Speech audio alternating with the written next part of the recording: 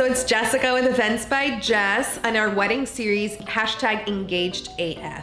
So today's topic is actually my 10 wedding planning tips for you guys. So I know there's probably a ton of wedding planning tips out there and a bunch of videos, but I put together what I consider are my top 10 wedding planning tips that I love to tell my girls about, okay? So the first one is how little things take the longest, okay?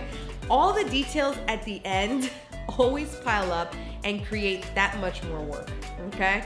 So the little things always do take the longest. So what are some of those little things? Like buying your accessories, right? Sometimes you find it on the first shot, sometimes you don't.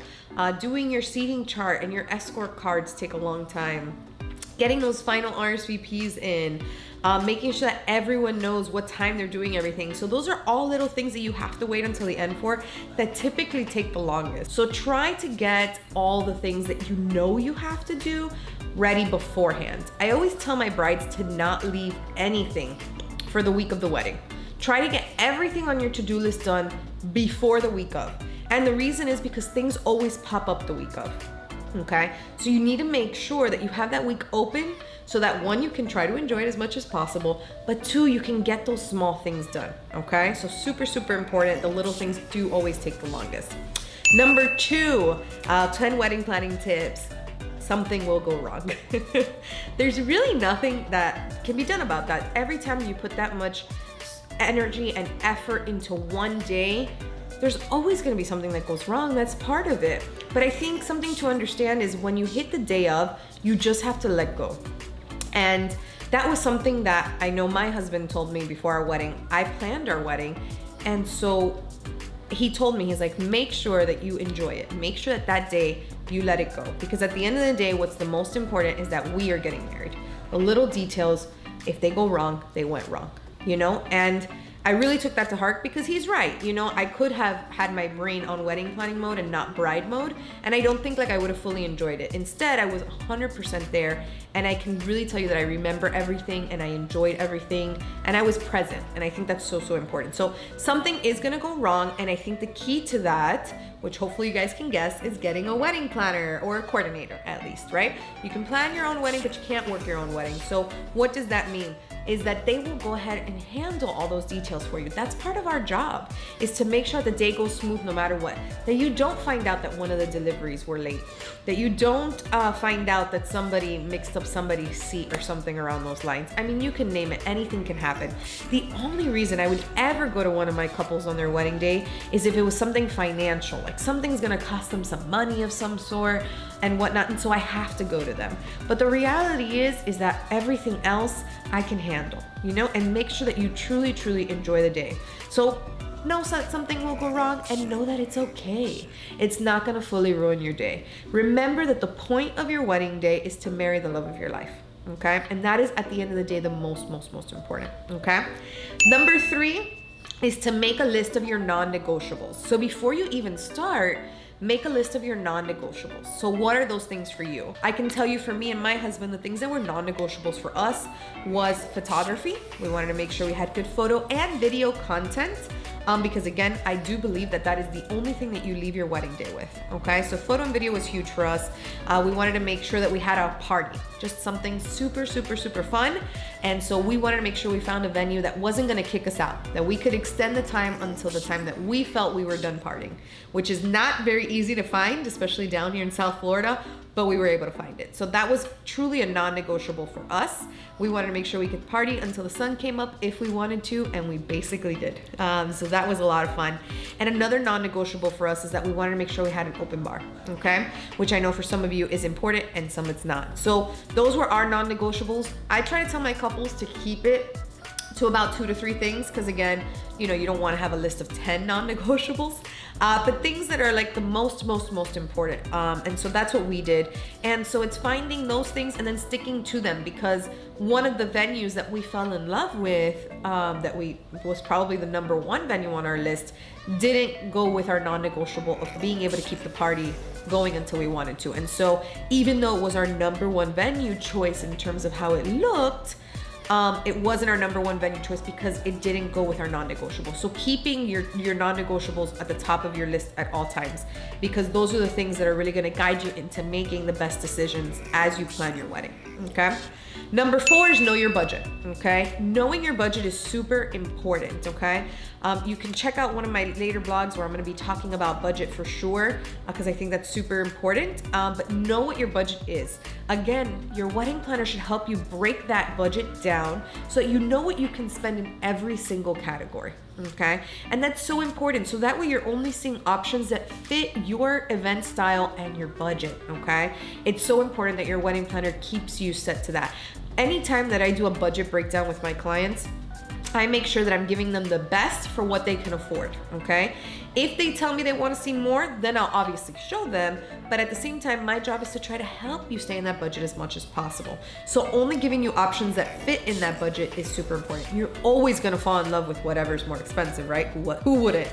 But it's the same thing even I tell my girls with their wedding dresses. You know, when you're gonna go try on a wedding dress, make sure you tell them your budget, because you're obviously gonna fall in love with that more expensive wedding dress. And we all watch the show Say Yes to the Dress, and we all see people spend thousands and thousands of dollars on wedding dresses.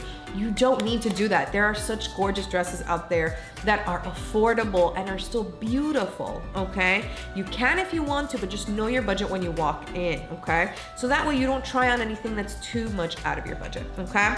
So knowing your budget is so important. So that's tip number 4. Number 5 is don't stress about your guest list, okay? Sometimes I know that's super hard, especially because in my opinion, as a wedding planner, my job is definitely difficult. There's a lot of aspects and organization to it.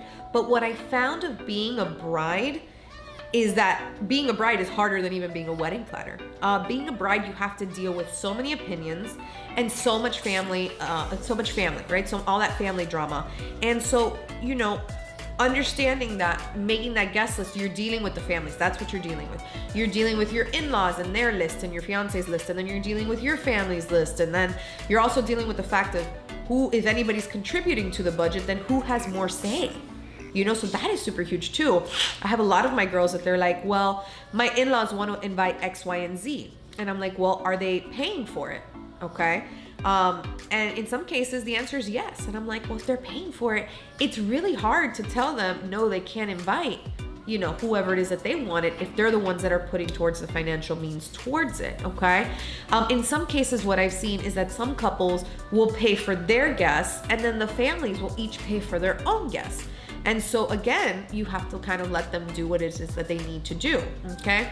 And this happens a lot. It happened to me too, where I had people at my wedding that I wasn't necessarily 100% sure who they were, which I know sounds bad. Now I know who they are. But at that moment I didn't. And it happens, you know, but that was something that was very important to my in-laws. And I needed to make sure that I was also reasonable to what they wanted, okay? And so don't stress about the guest list. What you do need to understand is if your venue has a cap.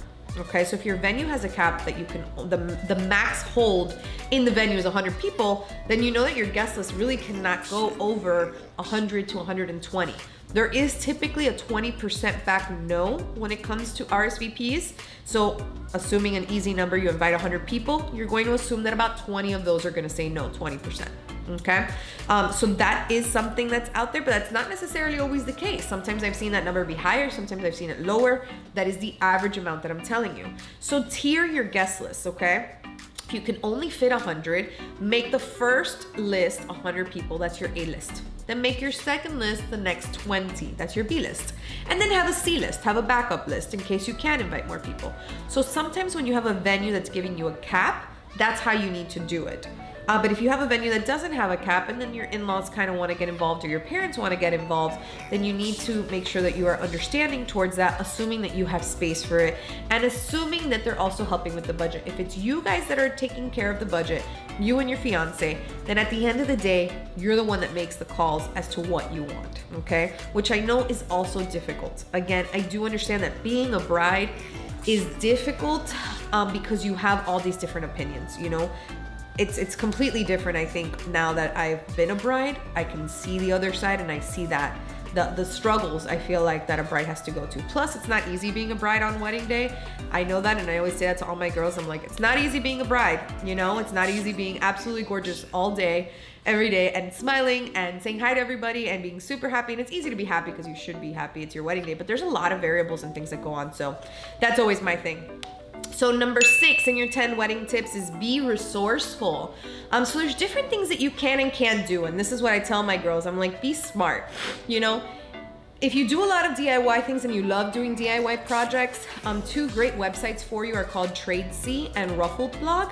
And they're places where actually other brides, past brides, are selling some of their stuff. Okay, so some of the things that they used at their wedding that they had, you can actually buy. Things like table numbers and decor and things like that. So if you want to do that, you can.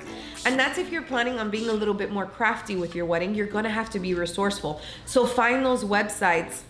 I've even seen people on like OfferUp and those kind of Facebook Marketplace selling things that are wedding oriented. So you could definitely do that.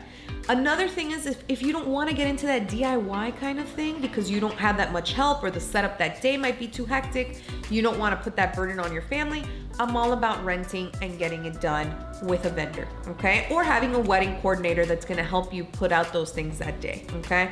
And that's what wedding planners do. Our job is to put out some of your things, okay? Not create things, but put them out. So if you've created things or whatnot, you can do that. But be resourceful with what you have. You know what you can and can't do. You know what's gonna look good and not look good. But use these websites because there are a ton of websites out there of past brides selling some of their things. So again, those websites are tradesy.com and ruffledblog.com, okay? Number 7 is let people help you. I find this very hard to do, being a wedding planner and planning my own wedding. But let people help you. You know, I found that by letting my family and my fiance's family come in and help, it ended up being a lot funner for me because I got to enjoy a little bit more. So I had them help me, you know, with the engagement party and the bridal shower and the bachelorette. And so it was a lot more fun for me in that case. So you have to let people help you. If they're offering the help, then let them help you, you know, because I think that's super important. You can't put it all on yourself because you are going to get stressed. And again, you're not really going to enjoy it. At the end of the day, your wedding is one day, you know, so being able to enjoy this process is super important. So if somebody wants to help you make something for the wedding, or you want to sit down with one of your family members, your mother-in-law, your mother, your grandmother, and do the invitations, have them help you. You can even ask for help. A lot of your family wants to help you, but they're just not sure what to do in some cases. So make sure that you're vocal about what you want, what you need, and let them help you, because I think that's so huge, okay?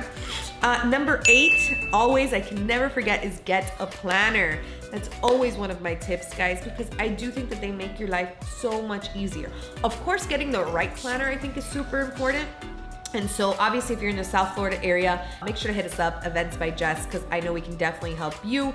But at the same time, if you're not, finding somebody that you have connected with. So that means either having a phone call, an in-person meeting, whatever it is you need to get that feel for that person. Because at the end of the day, you spend the most time on your wedding day with your planner and your photographer, okay? And videography team, if you have that as well. They're the ones that are kind of with you throughout the whole day, really guiding you. And so you wanna make sure that you really connect with that person really well. You also build a relationship. Like most of my brides at the end, once we're done, we've become friends. And I love that because I get to see them then, you know, have their kids and help them with their baby showers and just kind of see them buy houses. And I just see all of these great things and just really them building their lives. And I love that. But getting a planner, I think, is so huge. So I build a relationship with my brides throughout the time of my planning with them. But a planner helps you with everything. Again, from A to Z, like they're there. And again, there are different packages, from full planning to partial to coordination. So depending on obviously what you get them for will be how much they help you. So you definitely want to ask those questions depending on what package you get. But a planner will help you in all of these different aspects of wedding planning and things that you didn't even know. You know, I'm sure most of you are doing your research, going on the knot, getting all these things done, and you're not really sure what to do, where to go, where to start. That tends to be the feeling I get from a lot of brides. As you start doing research, you get that overwhelming feeling of what to do, okay? You're not really sure. And so a planner really helps you get organized and make sure that you stay focused on the tasks at hand and when you need to do them by, okay? Tip number 9 is use your credit card for points, okay? I don't think you expected to hear that one, but I'm so huge on that. Me and my husband love using our credit cards and using the right ones to make sure that we're maximizing on the amount of points, because hello, travel, honeymoon, who doesn't want that, right? And so using your credit card, there's really not another moment in your life that you're gonna be spending this much money that you can actually pay on credit cards, right? And so using these credit cards and getting these points and accumulating them so that you can use them for your travel. If you're getting married in a hotel, making sure that you're an awards member with that Marriott hotel or that Hilton hotel or whatever, so you can accumulate all of those points. So then you can use those points to go on your honeymoon after, or any travel after that. I'm huge on traveling. I help my brides find their honeymoon destination spots. Me and my husband have gone to so many places around the world, and that's one of the things that we love to do. And so I love teaching people how to use their credit cards, how to accumulate points, and really be able to maximize on that. Because at the end of the day, that's the whole thing. Now, not every vendor allows you to pay them with credit cards. Some of them do have fees. So then you have to kind of balance that out and put it on a scale and see if it's worth it. In most cases, though, I'll tell you it's not, sadly. But if you can pay something with a credit card, do. Because all of those points that you accumulate, you'll be able to use for something at some point in time. So make sure you get yourself a good credit card that has good bonus points, whatever that might be for you, okay? And my last tip number 10, in terms of your wedding planning tips, your beauty to-dos beforehand, okay? All of your self-care tips and all the things that you need to do for yourself as a bride ahead of time. So whether that's your trial for hair and makeup to make sure that you look absolutely fabulous on your wedding day, and I mentioned in some of my other videos, your teeth whitening, checking your tan lines, you always want to make sure that, checking your hair, growth, color, style, all of those different things based off of what you want to do is so important. Beauty for a bride, you want to make sure that you look exactly as you want to on your wedding day. So if that includes putting a workout routine, making sure that you're eating exactly what you want, seeing a nutritionist, or getting on some sort of meal plan. Whatever that is for you in terms of your beauty to-dos, make a list of what those are once you're engaged, and making sure that you get those accomplished prior to your wedding day, whenever that is. Typically, people will take anywhere from about 8 to 18 months, I've seen, to plan the wedding. The average is about 10, whether that's a few months before or 12. The average is about 12 months, so either a little bit before or a little after. But at the end of the day, you want to make sure that you spread out your beauty to-dos, your budget, your finances, everything in the time of which you're planning the wedding, which I know is a lot of work, but as I've always said in all of my videos, a planner truly helps with all of this, okay? So hopefully you guys enjoyed this video, our 10 wedding planning tips on our wedding series, Engaged AF. I hope you guys are enjoying being engaged. Make sure to like this video and subscribe so you can check out all of our other videos as they come out. We'll see you guys in the next one.